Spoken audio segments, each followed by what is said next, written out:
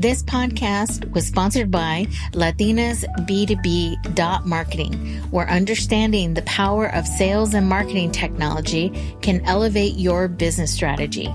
Go to latinasb2b.marketing/services to get your entrepreneurial business journey started today. Gracias.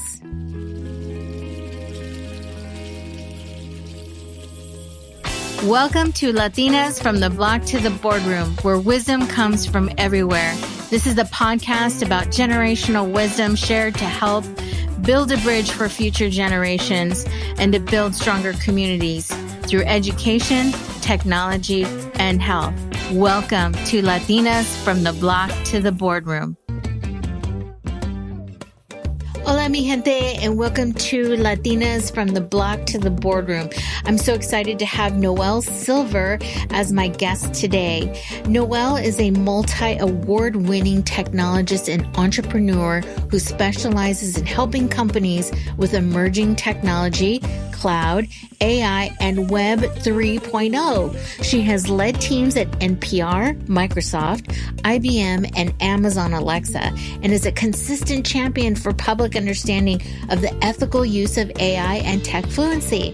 She is the founder of AI Leadership Institute and is an AI executive at IBM. She recently launched inclusioninspires.com to help teach women and people of color how to use the power of technology and influence to achieve success in business. She was recently awarded the Microsoft Most Valuable Professional Award for Artificial Intelligence, as well as VentureBeat's Woman in AI Responsibility and Ethics. Let's welcome Noelle to Latinas from the Block to the Boardroom. So, Noelle Silver is joining us. How did you get started on this journey into tech? You know, because we're both Latinas here, and it's very interesting how the paths came to be crossed, I say, but it was a good crossing out there in Modesto. Modesto! Let's go, Modesto. Women tech makers, shout out. Yes, it was, what an amazing event. But yeah, my career started off, actually, I guess it was Y2K, right? I always try to be very transparent about my background. It took me decades to have this level of comfort in sharing my background. But when I was in high school, I just did not learn high school way. Now they'd call me an entrepreneur, right? The way that I learn, the way that I work. But back then that was not a cool thing to say, right? Maybe a hustler. But right, even then, hustler. like it wasn't, it's as brightly looked upon as it is right now. But in high school, I didn't enjoy it. I didn't like it. I felt like I was always smarter than my teachers. I gave them a very hard time. I was always a discipline problem, which is funny now because people are like, what? You're so not a discipline. You seem so nice. Like back then I was just like, I just had enough of it. At the end of the day, when you are mean to people, I was pushing the buttons of my teachers.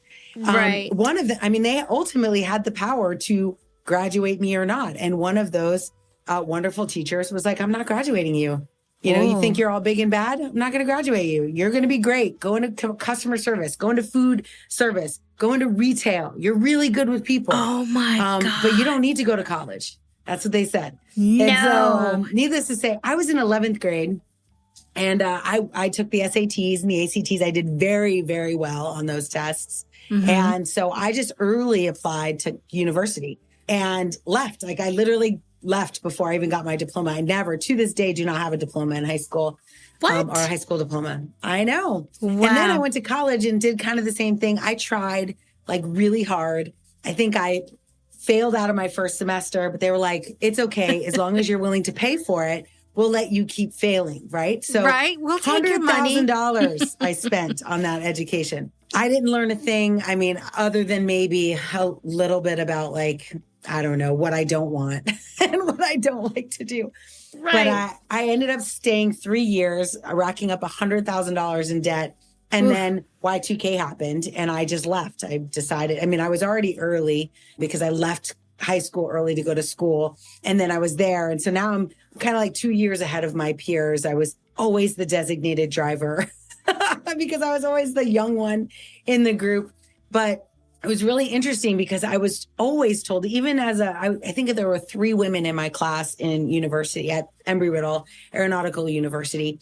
And it was very interesting to me because even then it was a very technical school. So the path was starting to be laid, but I was encouraged by my advisor to go into business because I'm a people person. Like, you don't need to be in computer science or avionics, which is what I wanted to do. They're like, go into business. Business is easy. You can graduate, That's really interesting. And so instead of doing that, I left school and went to work. My very first job was actually at Boeing as a training component builder. Like, it was like game development back then, where I was building cockpit training components. Some of that code is still in these training simulators today, but I didn't know anything. Like, I wasn't classically trained in software engineering. I went to Barnes & Noble and taught myself to code and then went to work for Boeing to build it. Oh my God. So there is a side hustle. And this actually dovetails into the recent podcast I did with Liliana Monge down in Sabio in LA. Their business teaches folks to code, to learn how to be a software engineer, or just basic certification for Google. And none of those folks, most of them don't have degrees. So it's interesting. I think there just has to be a component of curiosity in what you want to do. And just another segue into what you just mentioned, because I read an article recently in the New York Times that talked about the biases of letting women of color in aviation and how you don't see them represented as flying planes. And it's interesting to see that industry not letting a lot of women of color pursue their dreams of flying. Yeah. And the way that it happens is not, as all bias, is not overt, not even really malicious. It's these tiny side conversations with white women or men advisors that are like, you should be in business. You should go into international cargo management, which was one of the other suggestions I got from an advisor, right? Why can't I go into avionics? Because I was young, I didn't even think to ask that. I was just like, oh, business. Okay. That seems like, you're doing this in my best interest, right? And it's actually, this is why bias is so interesting, is that it's systemic. They don't even realize that they're looking at me and going, I cannot conceive of you as a pilot, and therefore I wouldn't put you on a path to failure. They in their mind think they're helping me. That my economics professor, I kind of say that story with a bit of spite, but he was very kind in that moment. He was like, I'm helping you. Go be successful in food service. You're going to be great there. Go be successful in retail. You will rock it. And he honestly, I think he thought he was helping me.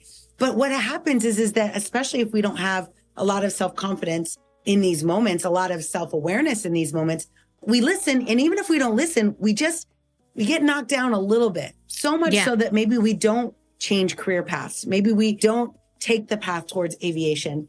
Just enough of a whisper of like, oh, I don't think that's going to work out for you, for us to choose not to do it. And for minorities, specifically for women of color, it's easy for us to believe someone when they say you don't belong here.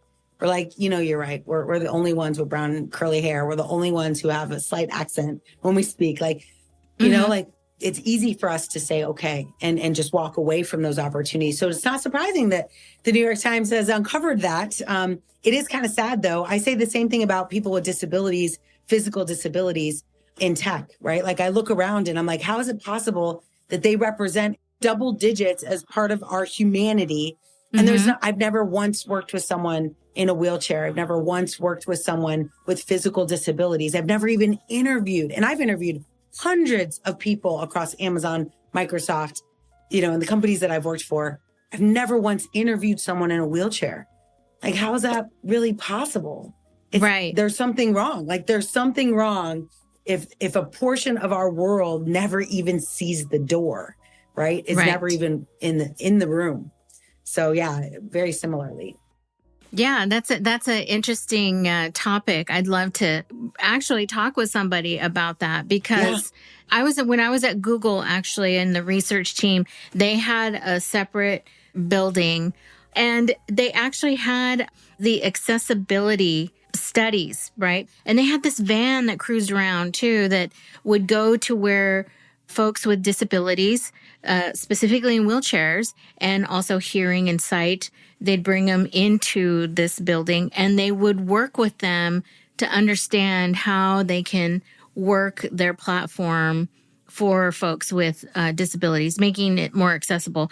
But it was interesting, but I did not see that many people in wheelchairs other than going to that building, right, for testing. That's right. Other than people that are getting studied or asked questions of, Mm-hmm. like, why wouldn't we have that level of inclusion where they are part of those teams, right? What's the best way to find out? Like, and echo or amplify the needs of an organization, like include them in the development of those things and not as research subjects, like as actual team members. It's shocking to me, honestly, after 20 years, how little those demographics show up in our companies.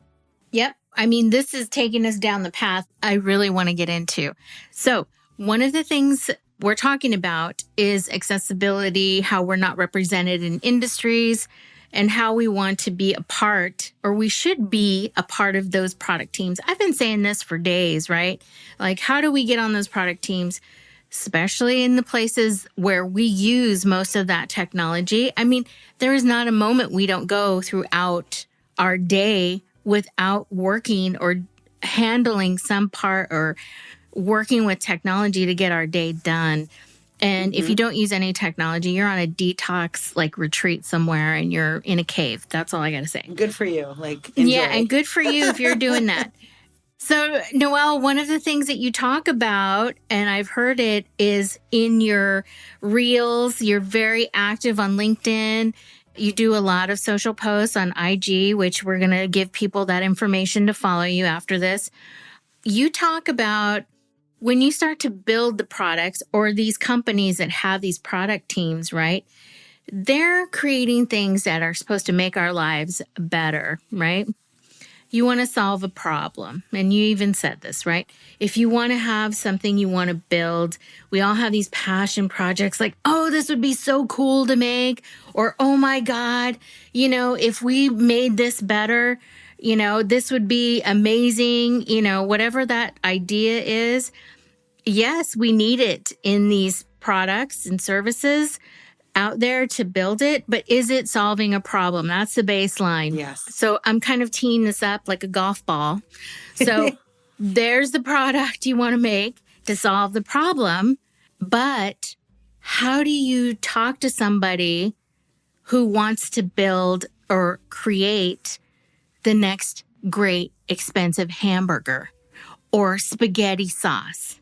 Right. Or the next Netflix series or whatever. Something, right? There's like this category that's overwhelming, and how you differentiate yourself versus solving a problem, that is so hard. So I want to hear your take on this. You're right. This is something I'm very, very passionate about because I've been on teams where the agenda of what they were building was predefined.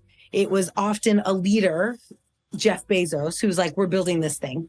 So like my experience one of the experiences I had was Jeff Bezos saying, we're going to build a kitchen appliance for the 1% of the 1%. It's going to be a box of some sort that sits in a kitchen and people are going to talk to it. So what kind of stuff would we do specifically for this demographic of people? And in hindsight, right, when that happened, of course, I was like, oh my gosh, I want to be one of the 1%. I want a device for my kitchen. Like I just went right along with it, which is what most product teams do. We just go along with the cool idea. We don't really think about it. But Alexa was a really great example of what happens when you build specifically an artificial intelligence product and you don't really consider its kind of breadth of capability, right? So we did not in those early years consider things like, what would it do for kids in classrooms? What would it do for kids in speech therapy who are trying to, speak more clearly? I use it all the time now for my son. What would it do for people in nursing homes, right? Or for aging populations to increase their independence? These are like now very critical paths for Alexa in very large demographics of people. But the product wasn't built that way. It wasn't even thought of. Like nobody looked around and went, I wonder how this might be used. Like we literally said we had an agenda that was given to us. And so oftentimes, whether it's our own agenda or whether it's an agenda from an executive that if you're working at a company, we don't take a moment. Now I call it like design justice to think through what is this product capable of? Not just the happy path. Oh my gosh, it can help the 1% of the 1% have a better kitchen experience, but also what are some other maybe divergent thinking around this is to have a divergent team, right? To have people who think differently, who have different experiences, who are Latinas or from New Jersey, right? Who are from, South Florida, who are from Central California. Like all of us have very different experiences. And it doesn't have to be, they're not special. I don't need to necessarily be accessibility driven, but I have a dad who has accessibility issues. I started bringing that up.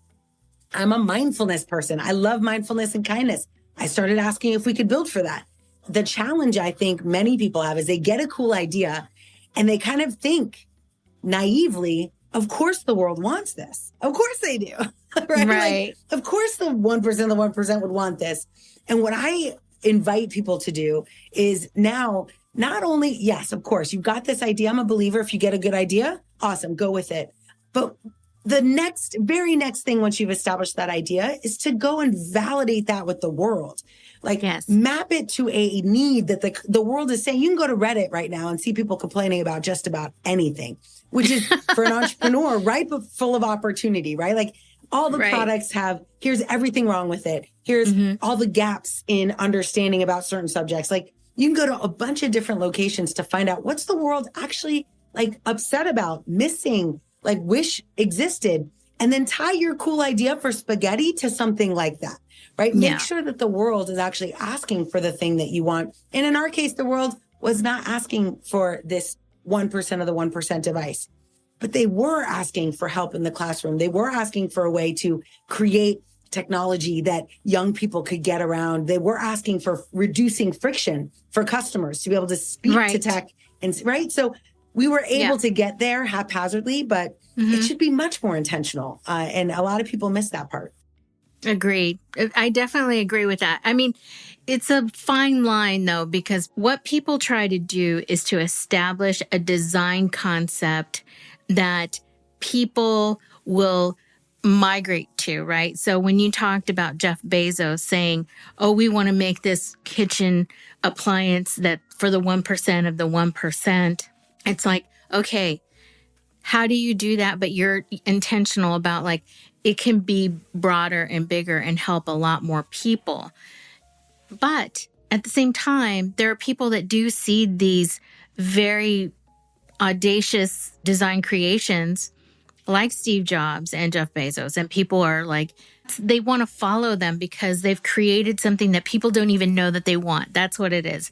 It's like, oh, we create the things that people don't even know what they want. And then when they see it, it's going to be amazing. And that's like I want to say that's a very narcissistic, concept. Yes, and it can be for sure. Yeah. But also let's take it from the perspective of women versus men in technology. So when you look at the men that have created that, where are the women, right? And then people will say, oh, look at Elizabeth, Holmes and the whole thing there and la, la, la, la, la. There's a lot of arguments we could have. The point we're trying to make here is that you have to have a diverse team because people will bring up the issues that say, hey, there are these people outside of the room we're not considering, and they exist. So you bring that existence into those conversations, which is what I love. And I feel like this conversation was meant to be because I have been on that path through tech. I've seen it. You have. And we're bringing it forward.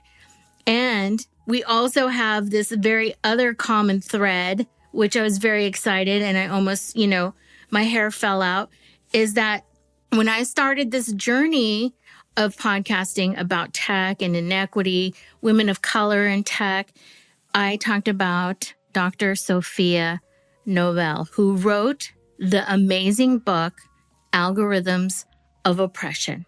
And you are her friend. Yeah. Oh my gosh. Well, yesterday, I'm sure if you don't know her, I'll mention her. But yesterday, I was on a call with Professor Ruha Benjamin. She's also one of the African-American ethicists at Princeton. She does very similar work, tangential, of course, but very similar work in racial bias. She wrote I think it's called Race to Tech or Race to Technology. We could add it in, but it is incredible because she was talking about the impact of, basically systemic racism on all of these things that we're building. And it's so true. I deal with this all the time with hiring systems. Any system that's implementing AI is trained on data, right? That was created from the world experience.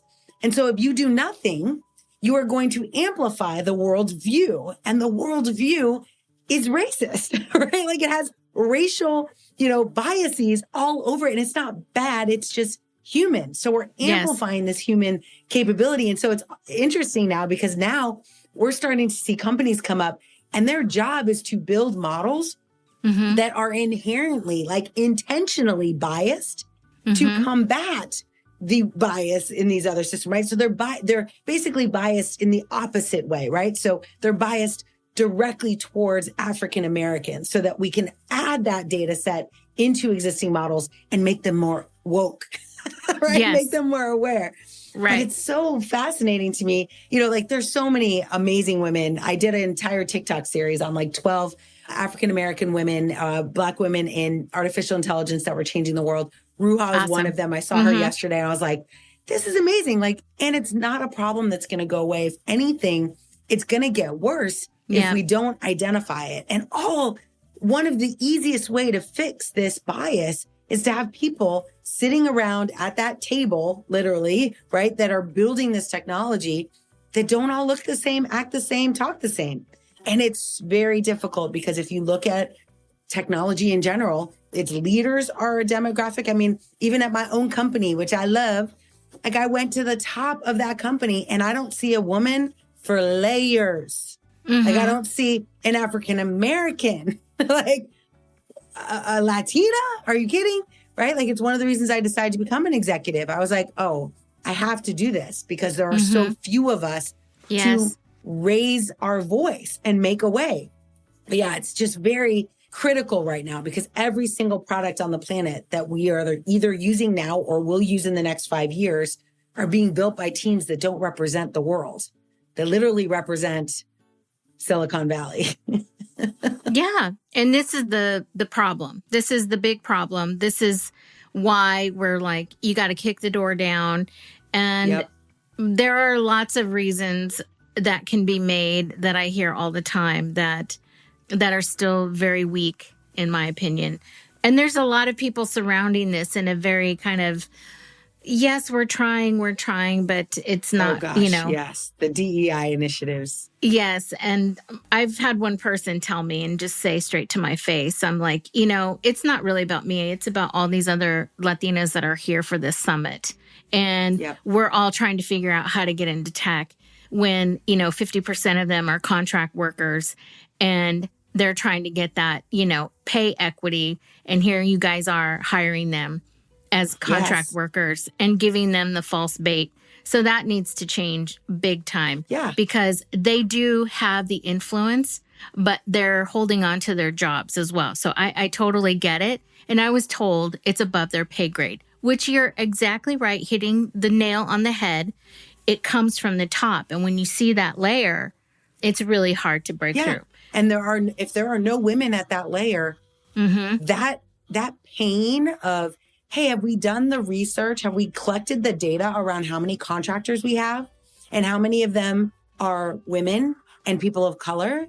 And how many of them, how long have they stayed in these contract roles? And when we hire them, what rate do we hire them at versus a white male who comes off the street right out of, with the exact same or maybe even less experience? This data exists if we choose to collect it, but we need leadership that actually knows to ask the question and is open to hearing an answer. I call it mindful leadership, right? We have to have people that just think differently. Luckily, I think we do. We're starting to see these leaders emerge. I actually do think Arvind at IBM and Satya Nadella at Microsoft, I think they are signs of this, But even then I'm like, okay, then who reports to you? And if you don't have that level of inclusion in your direct reports, it's very hard for me to be like, okay, you got this, right? Like it causes me to be concerned that at the highest level of most companies, I mean, I just saw, what was that article? Oh, Time magazine just did a whole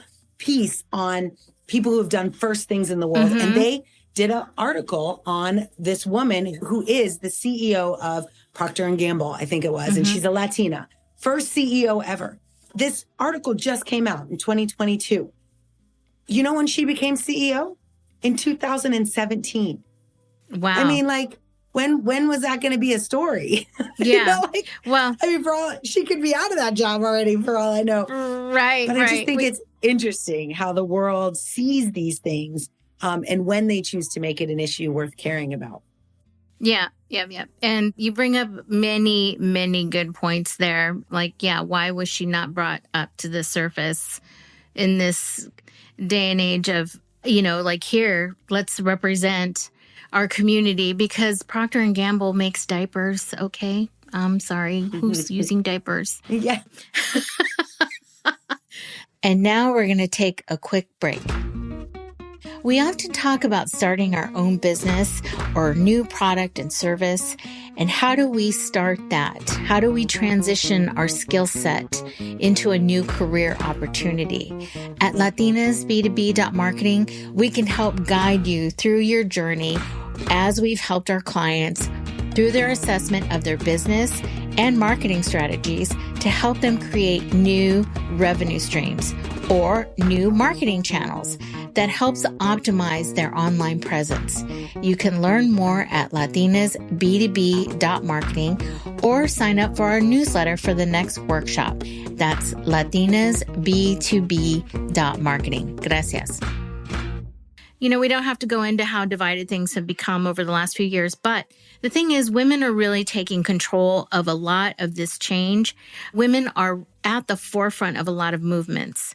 And I think that the more awareness we create because of our social circles and how we, share information over these platforms, which I've said many times, it becomes a wave that we can get behind, right? So when we talk about AI, which you're very passionate about, Big Blue. Let's talk about the Big Blue for a minute, because maybe a lot of folks out there, we have a lot of folks, younger folks that listen, and I really appreciate that. I do. I really do. I love it. Absolutely. But yeah, they may not know who IBM is. Right. They're like, oh, IBM, I think that's some old company. It's like, I mean, I've run into people like where I've mentioned IBM and I can see them whisper to their friend, like, what's IBM?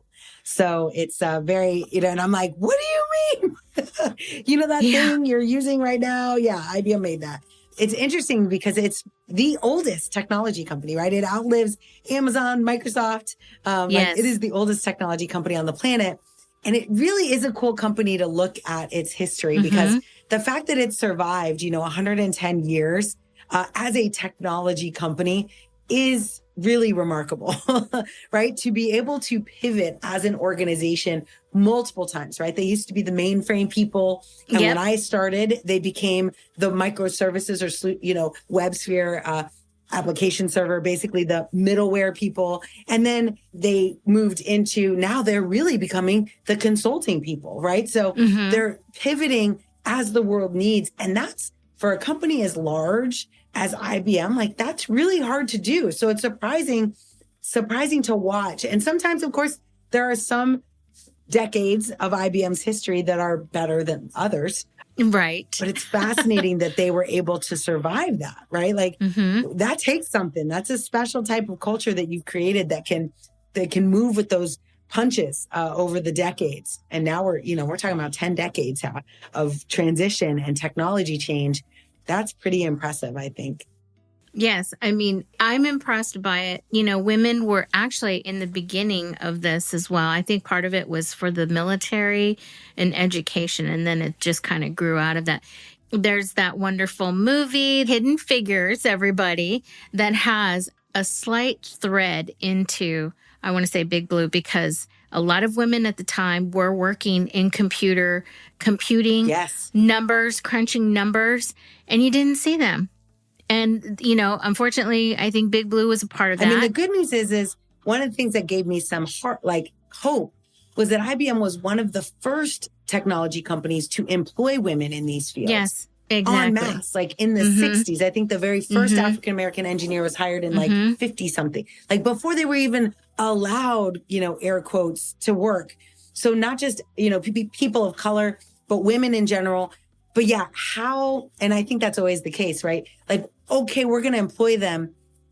We scratch a little bit deeper around pay, and we scratch a little bit deeper around how did you surface the fact that they were working to the world at that time? How public were you about, right? Like, but the reality is, and they're very proud of it, they did employ those people. They did create opportunity where the world was like, oh, we're not sure about these brown people, right? Like IBM actually embraced them. Same with LGBTQ. Like they were one of the first organizations, again, in the 70s to start creating a space where they said out loud, you are welcome here. And there are people at the company that came out while working at IBM, like in the 80s, you know, when things, I don't know if you remember, but things were not awesome during that time. But IBM was like a safe place where they felt like they could do that. And I just think it's interesting because, I don't know, I try to always see, obviously, like, wow, that's really good that they did those things.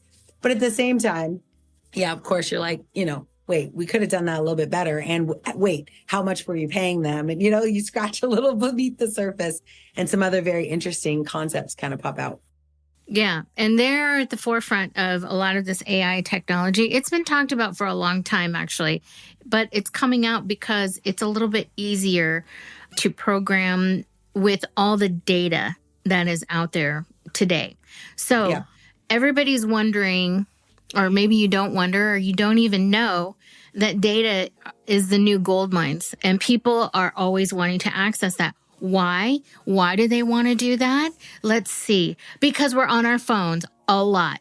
And every little thing you do on your phone, on the computer, I don't care what you think privacy settings you are creating these little footprints, and you are creating a motion of code that is speaking to a behavior of what you as a person are thinking, doing, wanting, needing, everything. That is what artificial intelligence is. When I was at Google, I was finding out some things that, you know, my skin was ready to fall off because I was witnessing, there is a group there called Brain, and it is all around the next level of AI, which was really crazy to me that you could put something. I'm just going to tell you how nuts it was. I was there and they would program this thing to show me a bird in a tree. Like you talk to it and all this data would come together.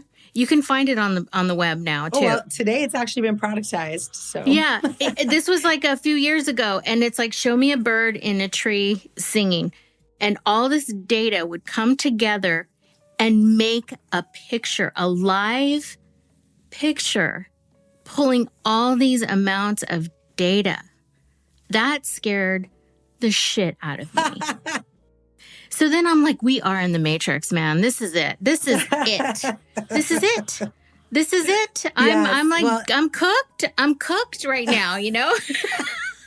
Yes. I think my moment of, awareness was when I was working with a company that actually has very tight ties to Amazon and Facebook as their data provider and collector. So these companies, one of the reasons that they were able to do the things that they do and the reasons that the conversations on Capitol Hill were lengthy is because they made it very complex, right? They didn't own the data directly. They didn't collect the data. So there was a lot of ability to kind of shift blame and counter accuse. But this company that I worked with, I remember working with them on a casino implementation, and we were going in, and the intention there was to help high rollers, right? People that wanted, when you walked in, you wanted everyone to know your name.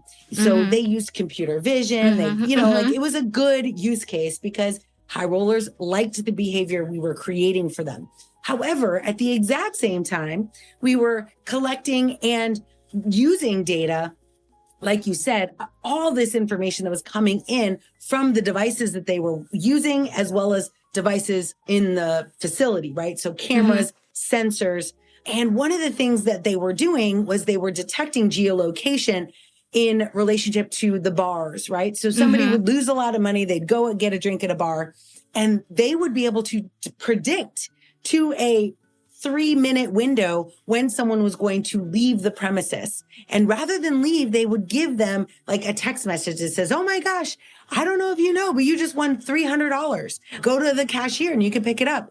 And that $300 would turn into a $3,500 or $4,500 loss for them or gain for the house.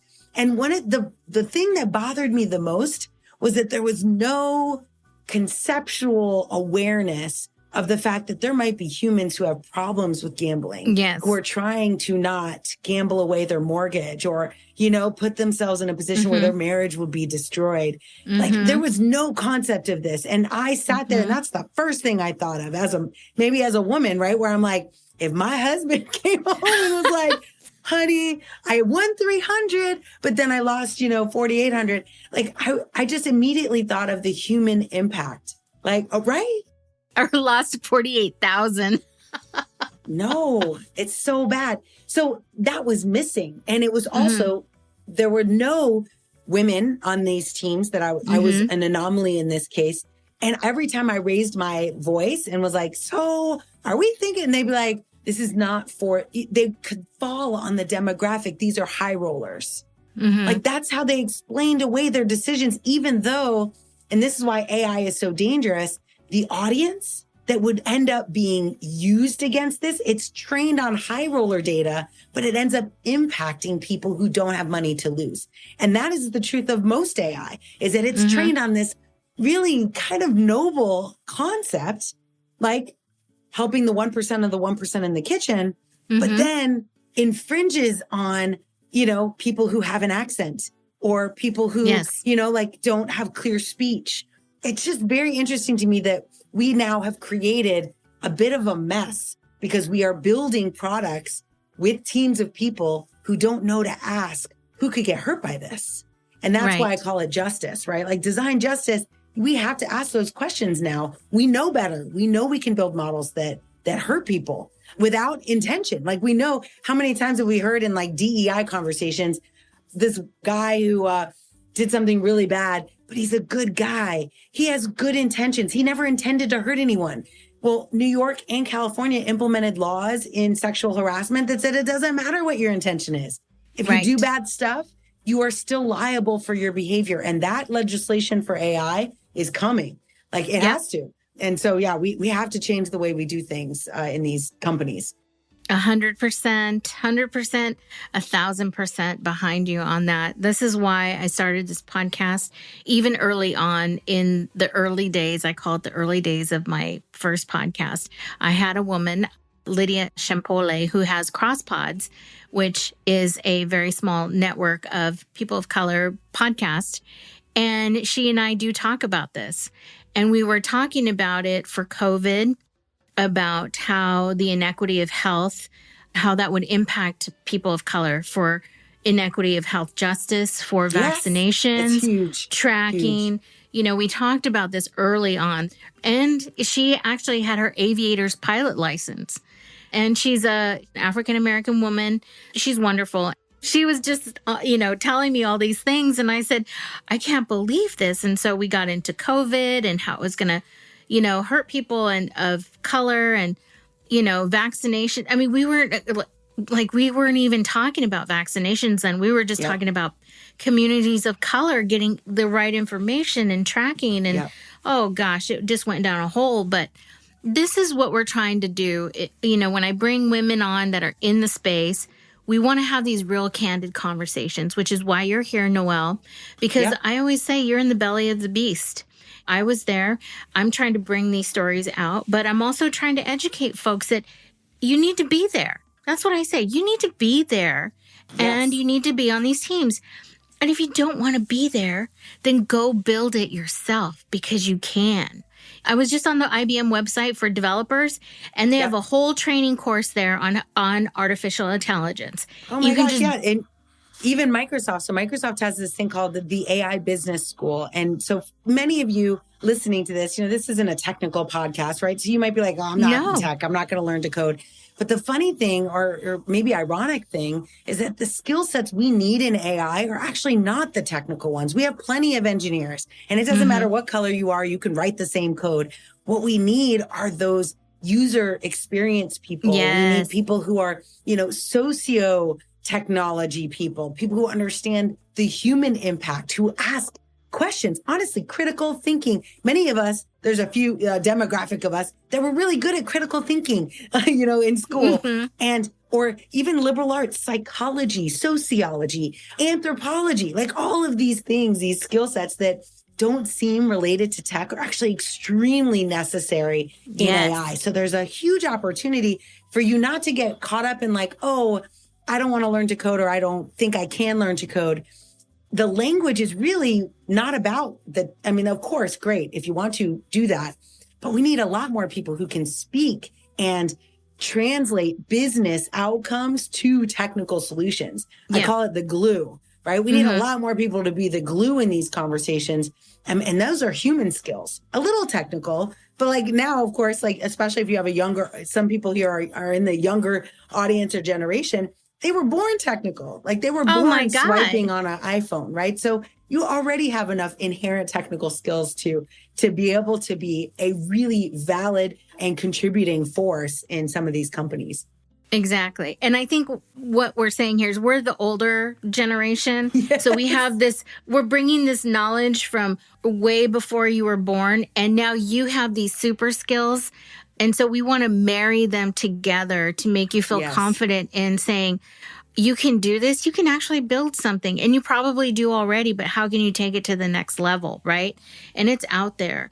One of the things that I hear all the time, and we've actually talked on this on a previous podcast, is, a lot of women have said, I don't like math, or math was my worst subject. Math is not even a part of it. We just said, you're an anthropology major. Some of my best data scientists were like geneticists that decided to turn, to move over. I think you had mentioned this actually at the beginning. Like one of the most critical things is being like, learn and be curious. It's a leadership principle at Amazon. Like that your ability to be curious and to continuously learn is way more important than your mathematical capability. If you want to go and become a researcher in in research and development in academia, then you probably want to know some math. But if you want to help build a product that solves the world's problems with AI, like you don't need that today. Companies like Amazon, Microsoft, Google have all created what we call applied AI models. And so now you really just need to know what are the capabilities and understand human problems.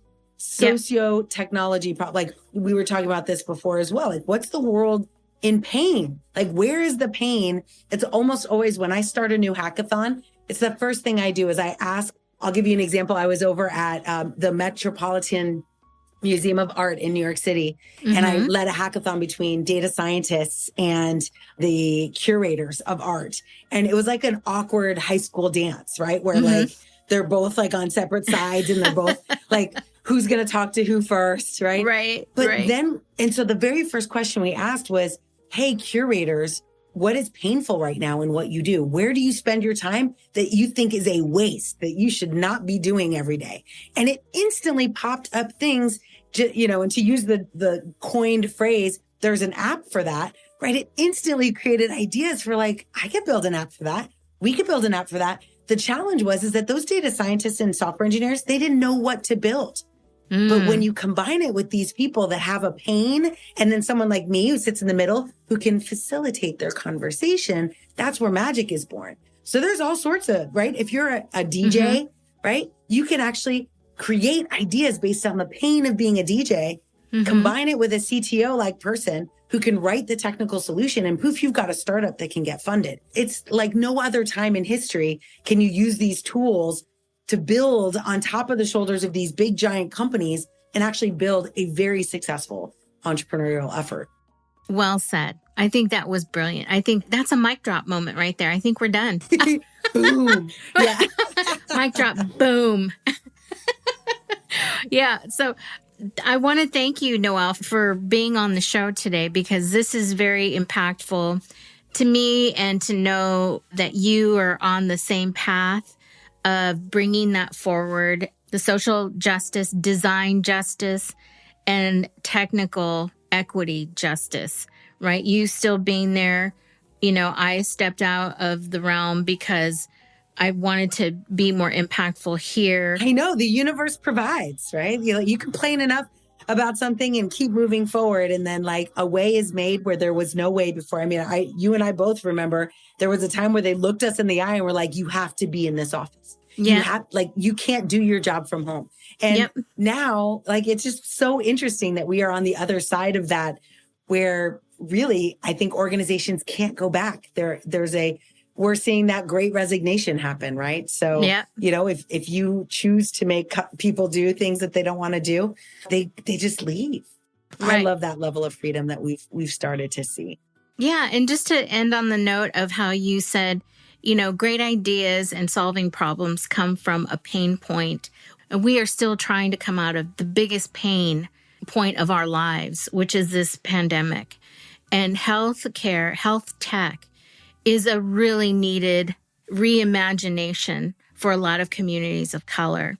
So if you were passionate about something during that time and you thought, oh, I don't know if I can do that, right now is the perfect time to immerse yourself into that knowledge and see if you can find the people to surround yourself with to build it, or to get hired onto a team or with a startup, or just start mapping out what you think is a problem from this pandemic. I mean, I see so many things that can happen from what has happened. I mean, we're going to be dealing with the mental health, issues from this for a decade, right? And there are still not enough tools. There are billions of people in pain on the planet. Like if you have, I personally was like, I'm going to build, a conversational agent for people like me that are parents and caregivers, like the sandwich generation, right? They've got them on both ends, where that conversational agent understands me better and therefore hopefully will understand others. And these are like, you have an idea. If you get some like, oh my gosh, this is the pain I have, validate it with the world, figure out if the world actually needs it. And then now, more easier than ever, you can go build a prototype, a big enough prototype that the world can fund that idea. I mean, it's never been more accessible for you to be able to do that. Where before we had to, get resources and find an engineer. And like now the no code, low code revolution says you can build a technical solution to a problem in your mind and heart without ever writing a line of code. And so I think that's a pretty powerful time.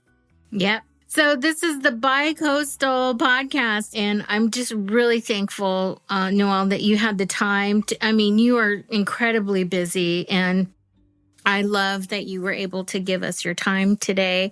And, I hope for us to do more things together, because this is a journey that a lot of women are starting on that are trying to champion justice in tech. And I think it's much needed. And I'm all here. I'm all in for that. Me too. I'm glad we found each other. Me too. Thank you, Modesto. Thank you, Daisy. Gracias, Noelle, for joining me today on Latinas from the Block to the Boardroom. And thank you, Central Valley Modesto Women Tech Makers and Bay Valley Tech, for putting us Latinas together to discuss the future of technology product justice and bringing new ideas to our future generations. If you'd like to follow Noelle, you can find her on LinkedIn at linkedin.com/in/mindful leadership, or on Instagram at noelle.ai. This podcast was engineered and co-produced by Robert Lopez and produced by Teresa E. Gonzalez of LatinasB2B.com. You can follow Latinas from the Block to the Boardroom on Facebook, Instagram, and Twitter at LatinasB2B. Gracias.